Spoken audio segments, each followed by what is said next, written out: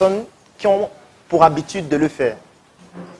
Je tiens à vous préciser que ça, c'est un exercice indispensable pour un entrepreneur. Donc, si vous ne le faisiez pas avant, à partir de demain matin, il faut commencer à le faire. Chaque jour. C'est-à-dire, vous devez avoir un document. Ça peut être physique, ça peut être électronique, ça peut être une application, ça peut être tout ce que vous voulez, dans laquelle vous avez à la fois les entrées, vous avez les sorties, et vous notez méticuleusement les désignations de chacune de vos entrées avec les montants, jour après jour. À la fin de la journée, vous faites un total. Les désignations de vos sorties avec les montants, jour après jour. À la fin de la journée, vous faites un total et ensuite, vous faites le solde de la journée. Et vous devez encore diviser ça en deux. C'est-à-dire que vous devez le faire pour vos dépenses et vos entrées personnelles et pour les dépenses et les entrées de votre entreprise. Ça doit être divisé en deux. Ça ne doit jamais être mélangé. Si vous ne le faites pas, je veux dire, vous aurez une comptabilité bancale. Et j'aime toujours le dire, vous ne pouvez pas améliorer quelque chose que vous ne mesurez pas. Le seul moyen d'améliorer, c'est de mesurer. Vous ne pouvez pas augmenter vos entrées si vous ne mesurez pas combien vous gagnez, de façon extrêmement précise. Je vais vous prendre un exemple. Une fois à Douala, pendant une formation, on a eu à réaliser cet exercice. Et il y a donc un entre, puisque pendant toutes mes formations, on le fait, c'est obligatoire. Ça veut dire toute la formation, tu dois le faire chaque jour pour que ça t'apprenne et ça te donne la discipline de le faire et de pouvoir gérer tes finances avec beaucoup de discipline. Et ce qui s'est passé, c'est quoi? C'est que on s'est rendu compte que, en ce qui concernait ses sorties, il dépensait en moyenne, chaque mois, 36 000 pour la moto. Ça veut dire, lorsqu'on calculait, on se rendait compte que chaque mois, il dépensait 36 000 pour la moto. Ça, c'est un chiffre qui va vous pousser à adopter un comportement différent vis-à-vis de la moto. Parce que vous savez ce que lui a décidé de faire? En marche à pied. Mais une marche à pied qui est stratégique. Ça veut dire que si, par exemple, je veux quitter d'ici pour arriver en van, et je demande à la moto de me prendre, et il me dit, par exemple, que c'est 500, au lieu de prendre les 500 ici, je vais marcher jusqu'à la poste, et à la poste, je prends 200.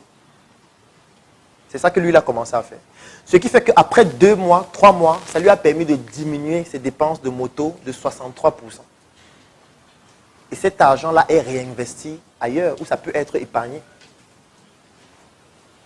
Vous ne pouvez pas faire ça si vous ne mesurez pas.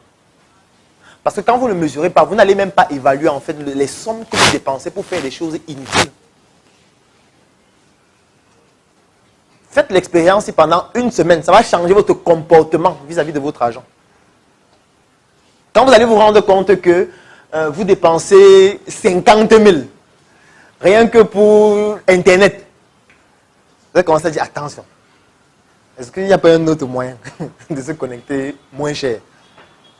Parce que quand tous les jours vous faites un forfait, ça finit, vous rechargez seulement un forfait, vous rechargez, sans calculer, vous n'évaluez pas ce que ça représente à la fin d'un mois, à la fin d'une année. Peut-être ce que vous êtes en train de dépenser là, vous aurait permis de mettre la fibre optique chez vous illimitée. Oui. Moi, j'ai fait ce calcul. Parce que je me rendais compte que je dépensais pratiquement en data 6 gigas par jour. Et quand tu dépenses en data 6 gigas par jour, sur les principaux opérateurs, c'est combien? 2 gigas. 2 gigas, c'est 1000 francs. Donc, c'est que si tu vas avoir 6 gigas, ça fait combien? Et si tu fais 6 gigas par jour pendant 10 jours, ça fait combien? Pendant un mois qui a 30 jours, ça fait combien? Pour installer la fibre optique à la maison, c'est combien? Quelle idée? La fibre optique illimitée, c'est combien? Ça dépend du modèle. Il y a 14 000 pour une maison. Oui. Et puis il y a 30 000 pour entreprise. Oui. Ça veut dire que tu peux même décider de prendre le modèle entreprise.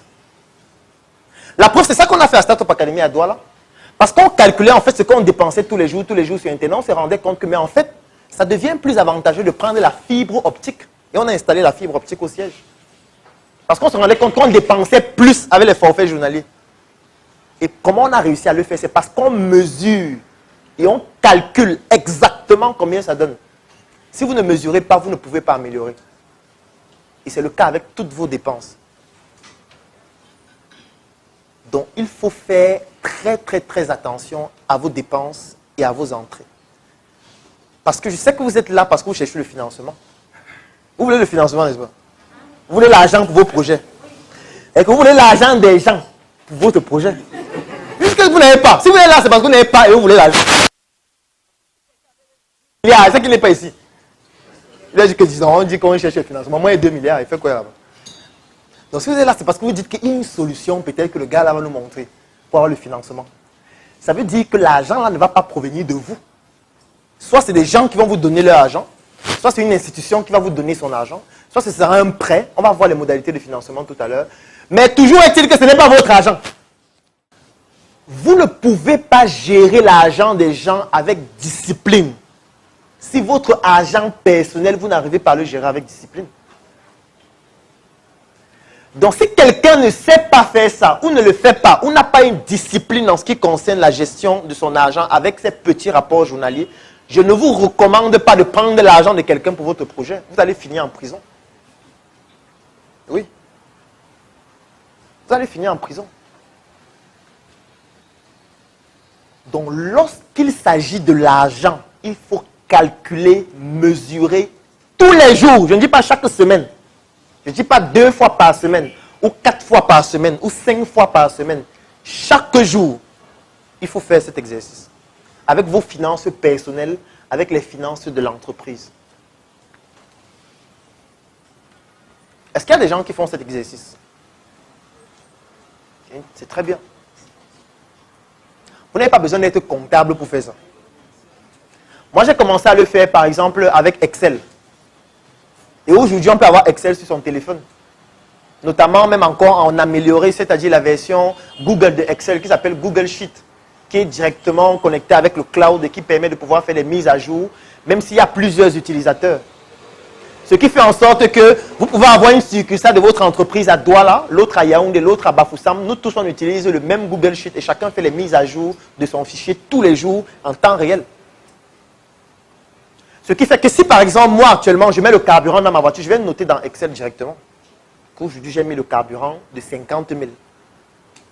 Si je me rends compte qu'au bout d'une semaine, j'ai mis le carburant 4 fois et qu'au total, j'ai dépensé, disons, 85 000, la question que je vais me poser, c'est est-ce que ce n'est pas mieux de faire le plein? Au lieu de mettre 25 000, 15 000, 30 000, est-ce que ce n'est pas mieux de faire le plein et mieux gérer ton carburant et dépenser moins? Et tu ne peux pas prendre ce type de décision si tu ne mesures pas. Dans la première étape, lorsqu'on pense à vouloir avoir l'argent des gens en plus, il faut absolument calculer et mesurer parce que c'est le seul moyen d'améliorer. Alors maintenant, il y a 2 attitudes à avoir.